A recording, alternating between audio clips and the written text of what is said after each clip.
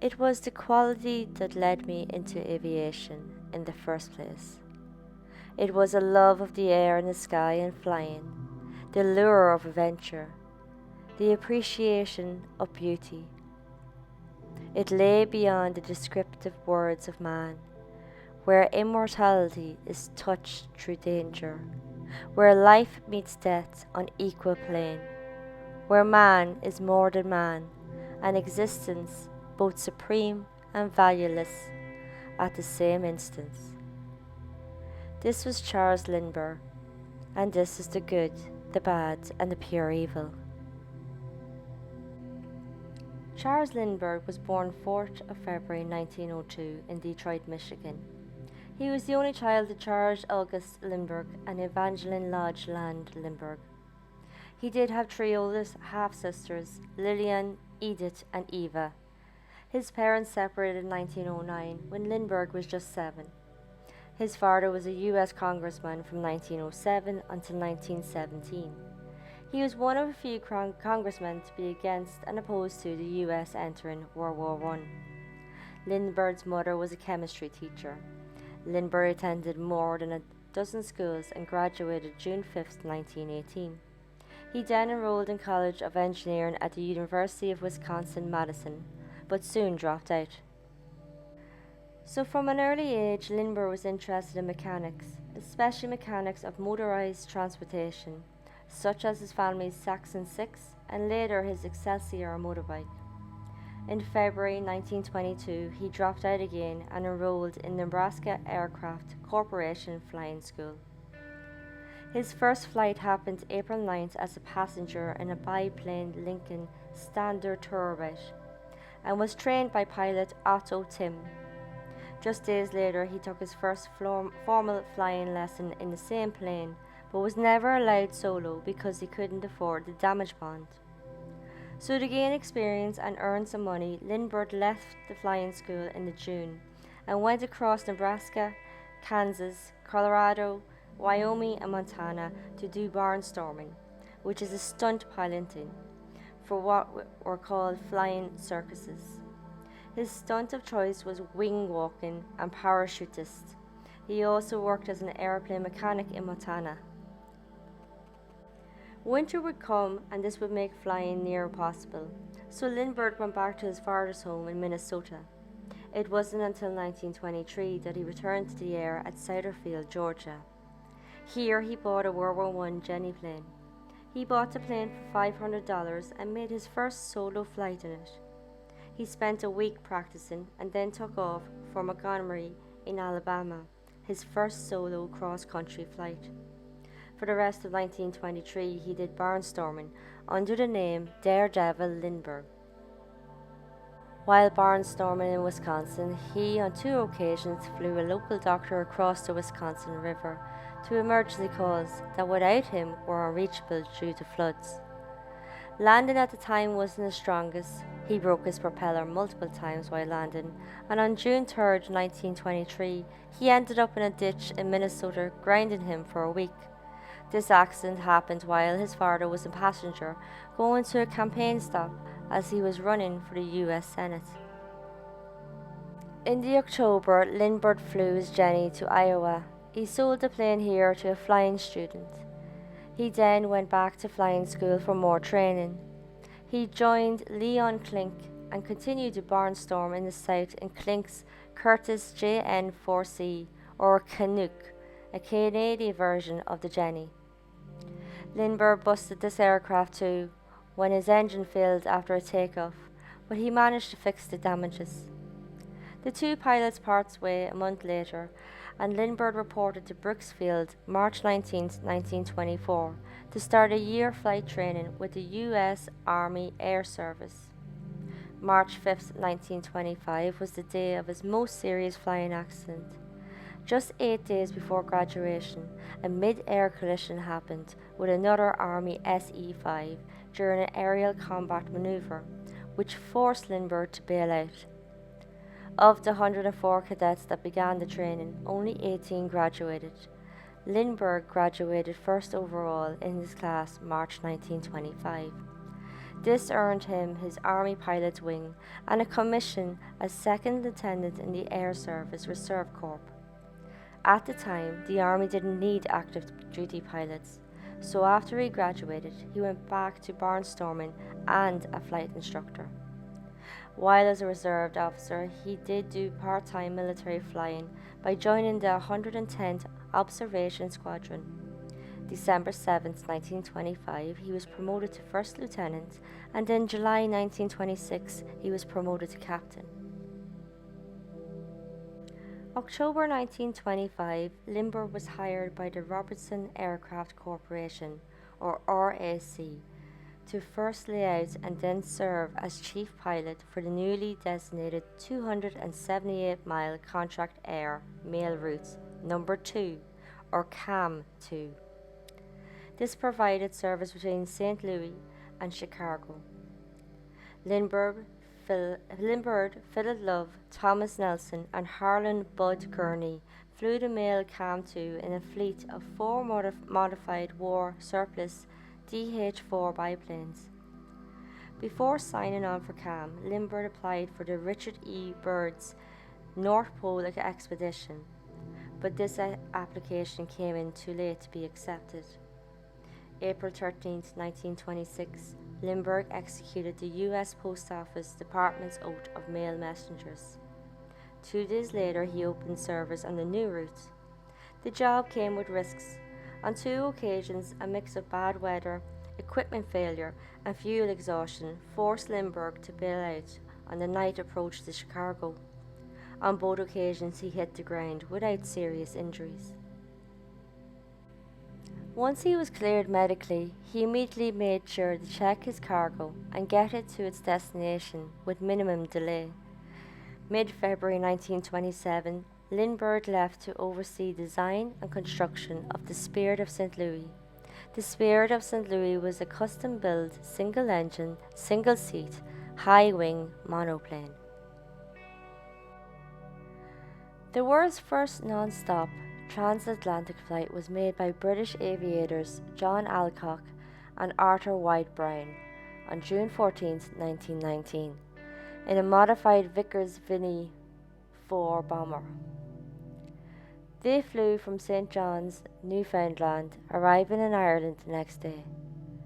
At the same time, French-born New York hotelier Raymond Orteig was approached by Augustus Post, who was secretary of the Aero Club in America. He was putting up a $25,000 award for the first successful non-stop transatlantic flight from New York to Paris, or the other way around, within the next 5 years. This though didn't happen, so it was renewed for another 5 years. This time it caught more attention of men well known, highly experienced, and well-backed contenders, but all failed.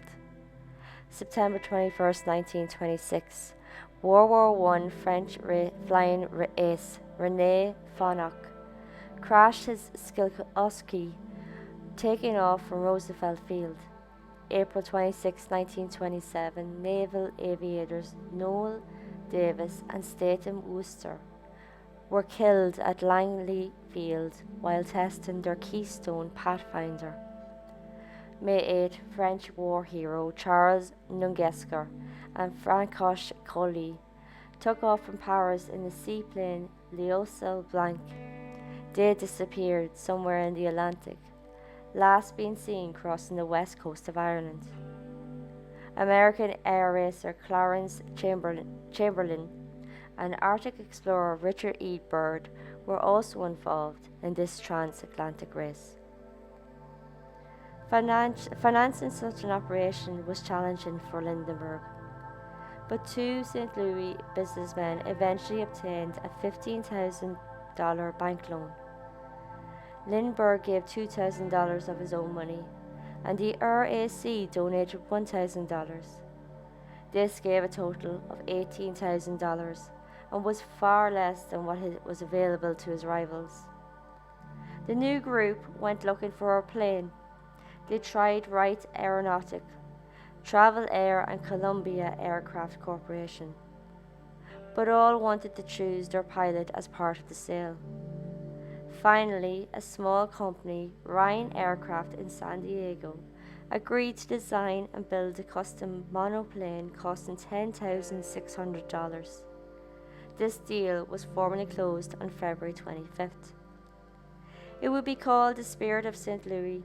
It was fabric covered, single seat, single engine, Ryan NYP or New York Paris. It was a high wing monoplane with cab registration of NX211 and was designed by Lindbergh and Donald A. Hall, who was Ryan's chief engineer. Just 2 months later, the Spirit flew for the first time. After multiple test flights, Lindbergh took off May 10th to St. Louis and then to Roosevelt Field, Long Island, New York.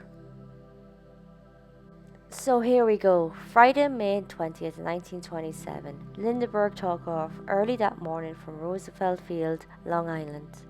The monoplane was stocked with 450 gallons of fuel that was strained over and over to make sure the fuel line was not blocked. The loaded plane weighed altogether 2.7 tons, and it took off on a dreary morning that had the runway rain-soaked and muddied. The monoplane was powered by a Wright Whirlwind radial engine and was very slow in its takeoff at 7:52 a.m. But it did clear the telephone lines at the end of the field, although it just cleared it by about 20 feet. For 33.5 hours, Lindbergh and the Spirit fought many issues. They skimmed over storm clouds at 10,000 feet and kissed wave tops as low as 10 feet. They fought ice, flew blind in thick fog, and Lindbergh navigated all this by dead reckoning. So no radio navigation, as Lindbergh felt the gear was too heavy and unreliable. Lindbergh was lucky with the winds as they were cancelling each other out over the Atlantic, giving zero drift, so this gave an accurate navigation in this long flight. Saturday, May 21st, Lindbergh arrived at Lee Boggart Aerodrome at 10:22 p.m. The airfield wasn't marked, and at first Lindbergh thought it was a large industrial complex because of the bright lights all over it in every direction for miles and miles. This wasn't an industrial complex.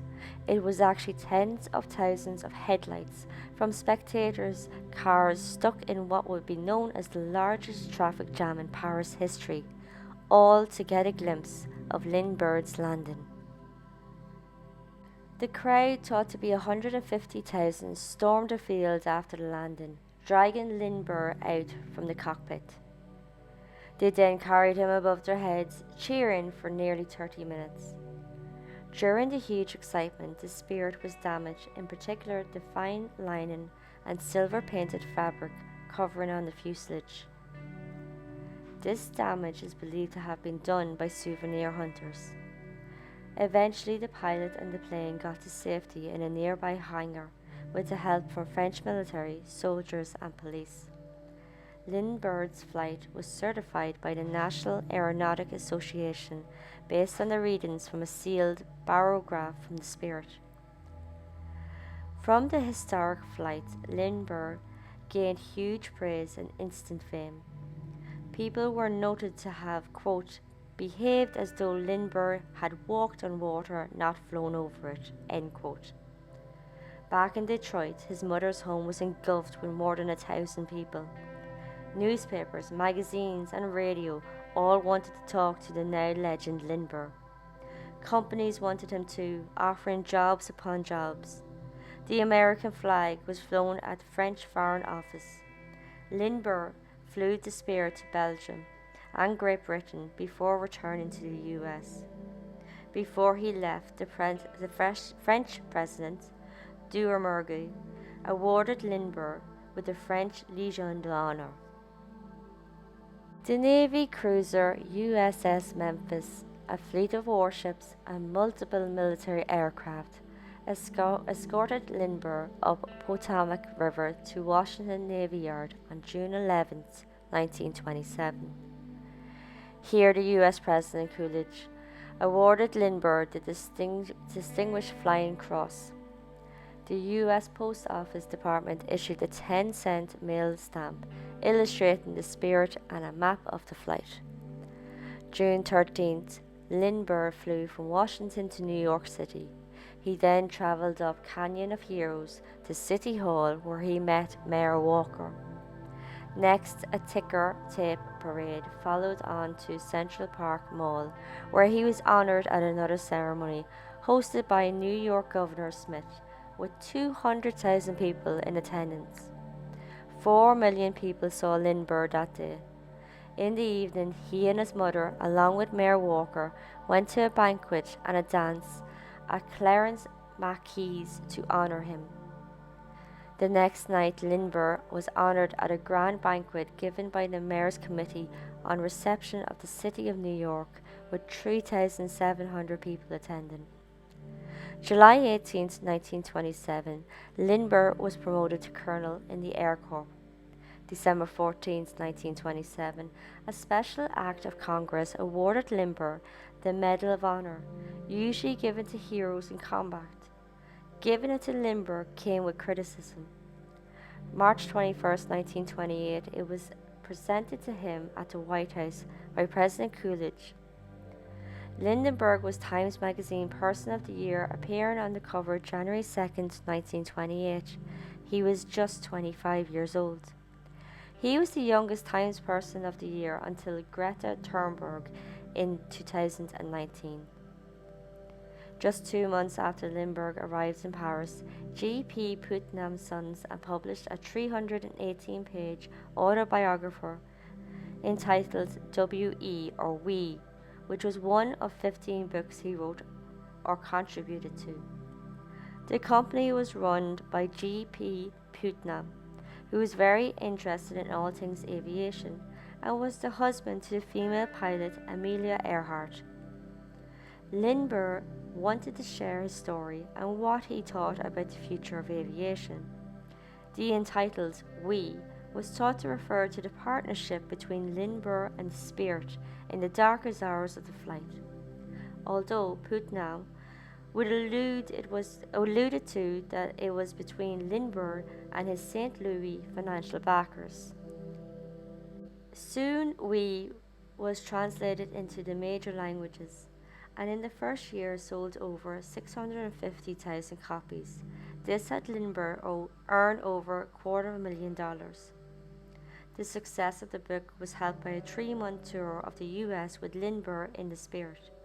From July to October 1927, Lindbergh visited 82 cities in all 48 states.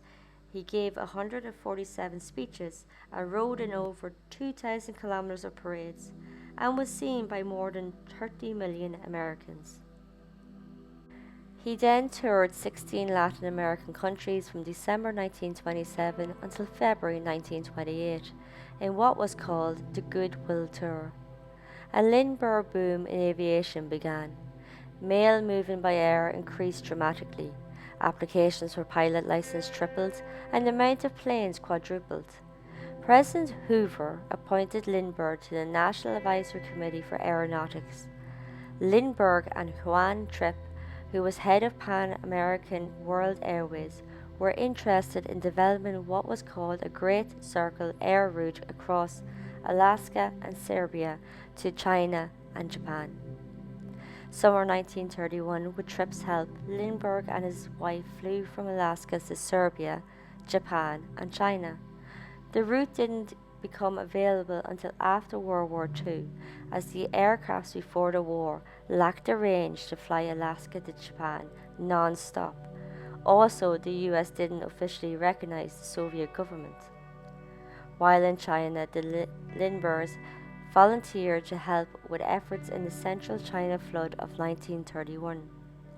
Lindbergh used his new fame to promote air mail service, taking thousands of self-addressed souvenir covers all over the world. The covers were then back-stamped and returned to the sender as promotion of the air mail service. Anne Morrow Lindbergh was Charles Lindbergh's wife. She was daughter to Dwight Morrow, who was partner at J.P. Morgan and Co. He acted as financial advisor to the Lindberghs. Morrow was also U.S. ambassador to Mexico in 1927. The couple married May 27, 1929. They had 6 children together. Wanting to share his passion, Lindbergh taught Anne to fly, and she went with him on most of his explorations and charting of air routes.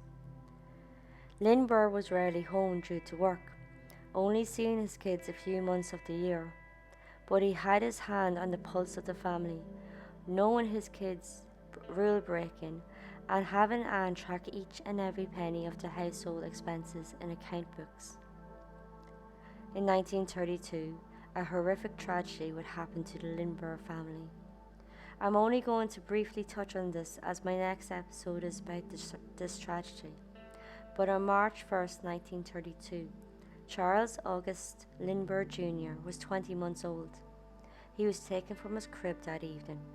A man claiming to be the kidnapper picked up a ransom of $50,000 on April 2nd. The ransom had part gold certificates in it. Sadly, on May 12th, the body of a child was found in the woods close to the home.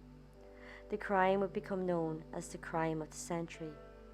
From it, Congress passed the Lindbergh Law, making kidnapping a federal offense if the victim is taken across state lines.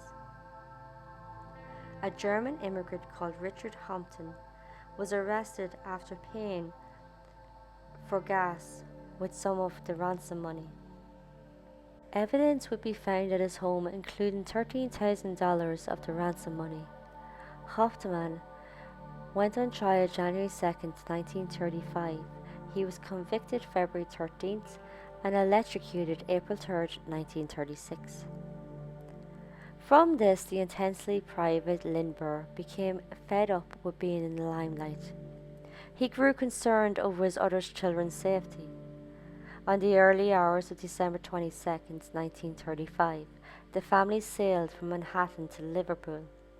They were the only passengers on the U.S. line SS American Importer.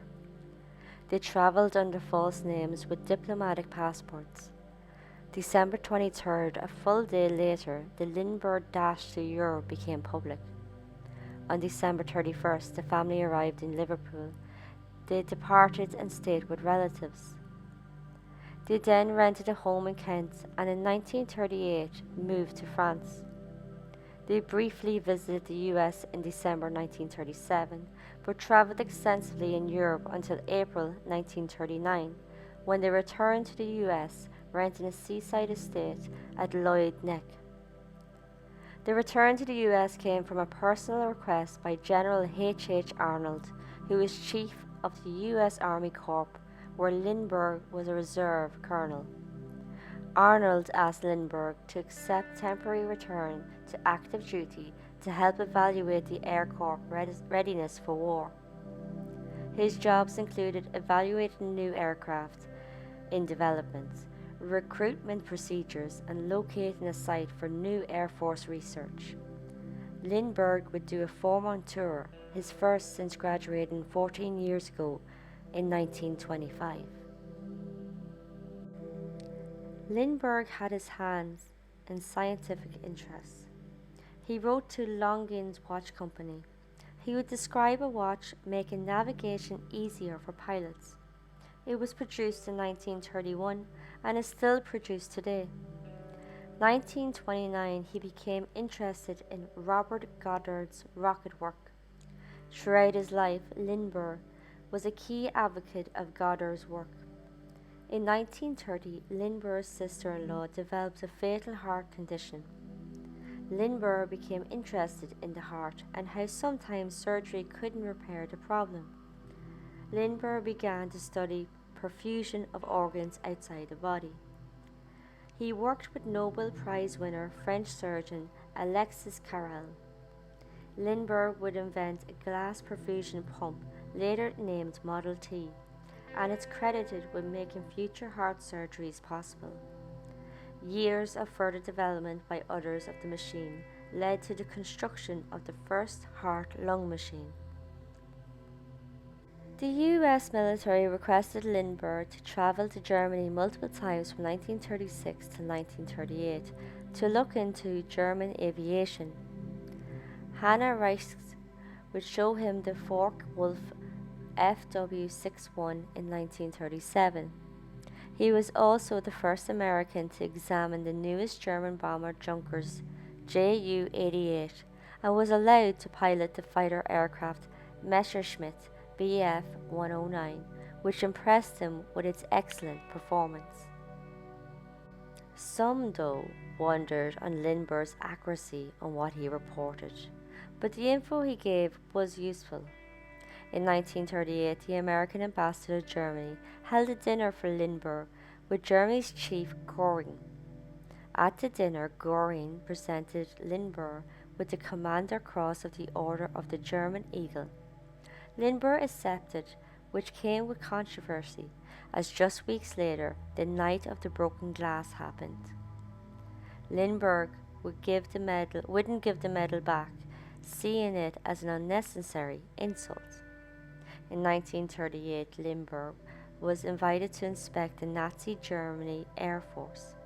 Lindbergh was in awe of the German technology and the huge number of aircrafts they had. Add to this the massive deaths from World War I, Lindbergh came to the thinking the US should not enter the looming European war. In 1938, Lindbergh suggested to the French that the Luftwaffe had 8,000 aircraft and had the ability to make 1,500 per month. This swayed France to try avoid conflict with Nazi Germany through the Munich Agreement. The US ambassador to Britain, Joseph Kennedy, asked Lindbergh to write a secret memo to the British, warning that a military response violates the Munich Agreement, and that would be disastrous. He'd indicate France's military was weak, and Britain's too reliant on their navy. Lindbergh put forward the idea to strengthen air power to force Hitler's aggression against Asiatic communism.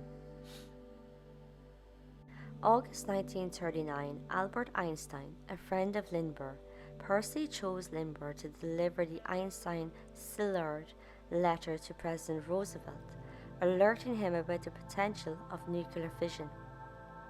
But Lindbergh didn't respond to Einstein's request. Instead, 2 days later, Lindbergh gave a nationwide address. In it, he called for isolationism and indicated some pro-Germany sympathies. From this, Leo Szilard told Einstein that Lindbergh was not our man. October 1939, hostiles broke out between Britain and Germany. A month after, Canada declared war on Germany. Lindbergh gave another radio speech blaming Canada for taking the Western Hemisphere into conflict. November 1939, Lindbergh wrote a controversial article in Reader's Digest. In it, he deplored the war but said that Germany needed to go on the assault against the Soviet Union. Late 1940, Lindbergh became spokesman of the non-interventionist American First Committee. He spoke to crowds and crowds of people, with millions listening by radio. April 1941, he debated the 30,000 members of the American First Committee. He said, quote, "The British government has one last desperate plan: to persuade us to send another American expeditionary force to Europe, and to share with England militarily, as well as financially, the fiasco of this war." End quote. In 1941, he gave testimony before the House Committee on Foreign Affairs opposing the Lend-Lease Bill. He urged the US to negotiate a neutrality pact with Germany. President Roosevelt publicly said Lindbergh's views are that of a defeatist and appeaser. Lindbergh resigned as colonel, writing he saw, quote, "no honorable alternative," end quote, with Roosevelt calling his loyalty out in public. At an American First rally in September, he would accuse 3 groups of pressing the country towards the war. The 3 groups he named were the British, the Jewish, and Roosevelt's administration.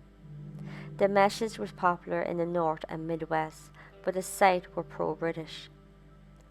Lindbergh planned to move to Berlin for the winter of 1938-1939. He found a home, but his Nazi friends advised him against it, as it once was owned by a Jew. Instead, they told him to speak to Albert Speer, a German architect who said he would build Lindbergh a house anywhere he wanted. From his diaries at the time, Lindbergh wrote, quote, "We must limit to a reasonable amount the Jewish influence.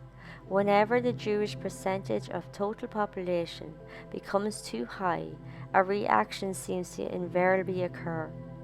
It is too bad because a few Jews of the right type are, I believe, an asset to any country."